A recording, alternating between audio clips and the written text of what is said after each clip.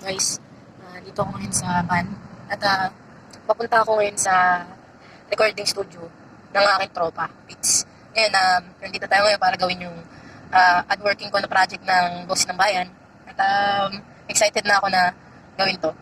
Kaya nagban ako para mabilis ang biyahe natin guys. Alam ko na napakahirap ito gawin pero kailangan natin gawin to para sa ating Pilipinas.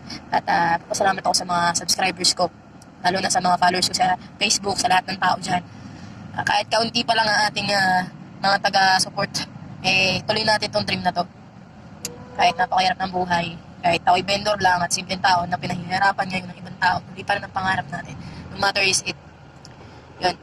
Kayanin kasi, dumiscount pa ako ng pera para dito, tinda pa ako talaga para lang magawa yung kanta. Pero pangako ko talaga, itong kantang to ay tatatak sa lahat ng tao. Dahil ginawa ko to, pinaghirapan ko to. Kahit napakasimpleng tao lang. Kasi gusto kong ibahagi, I just wanna show as a person, as a simple person, that not only you are vendor or just somebody else, you cannot achieve what you want yourself. Ibig sabihin, hindi ibig sabihin na mahirap ka, ano ka man, hindi mo na kaya abutin ang pangarap mo. Nasa tao yan eh. Nasa diskarte ng isang tao yan.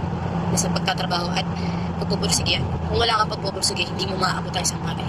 Kaya iniimbitahan ko kayo. Hindi ngayon, sa November, ko ito ilalabas? Sa November 2 or this coming 6. Kasi talagang naghanap pa ako ng place na kung saan ko i-cover yung Boss ng Bayan. Totally surprised natin to kay Rendon Labrador. Dahil ayoko kasi munang talagang pumunta sa kanila dahil alam ko na may galit pa rin siya sa akin.